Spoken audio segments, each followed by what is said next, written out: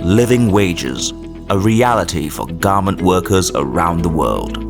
What do they mean by a living wage? If you work and get paid, doesn't it mean you're already earning a living? You would think so, but it's not that simple. Or at least it didn't used to be. You see, fashion brands were keen on maximizing their profits, and the workers were paying the price, both literally and figuratively. Almost all workers in the fashion industry used to not be able to procure enough food or to provide health care for their families because the wages they were being paid were simply too small. A lot of workers were made to endure dire conditions at their workplace, and their rights were being trampled on by factory managers in order to save up on costs. How was that possible? Well, for example, in the beginning of the 2020s, workers from Central, East, and Southeast Europe were paid, on average, the equivalent of 25% out of a living wage. 25%? That's only a quarter.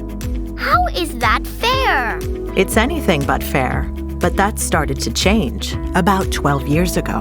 Did the workers revolt? To some extent, yes, but that's not quite the whole picture. Workers were being mistreated and underpaid even before COVID-19, but the brand's response to the pandemic really hurt them.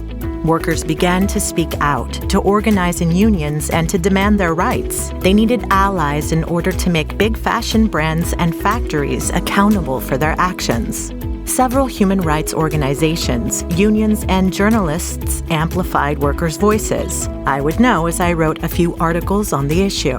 One of those articles was about Fashion Checker, an online tool created by the Clean Clothes Campaign, which proved to be a major turning point towards living wages.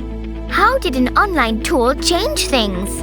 On its own, Fashion Checker didn't change the fashion industry, but it did put the spotlight on the workers' wages in the garment supply chain and built around it a movement that went all the way up. Fashion Checker gathered data and evidence directly from factory workers that drew wide public support. Journalists like myself started to write extensively on this issue as we followed up on worker stories. With all this support, unions and civil society organizations managed to put a lot of pressure on fashion brands and on political decision makers, and probably for the first time ever, textile workers' voices were really being heard. Global, enforceable agreements were signed in the years that followed, and reliable mechanisms within workers' reach were put into place. The path to living wages was being drawn. You can be a part of this future, starting from right where you are, right now in 2021. Go on www.fashionchecker.org. Explore the data on fashion brands and find out which apparel and footwear brands pay their workers a living wage.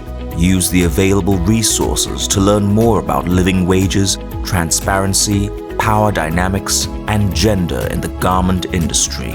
Tell the brands you buy from that you want your clothes made free from exploitation. Take action now.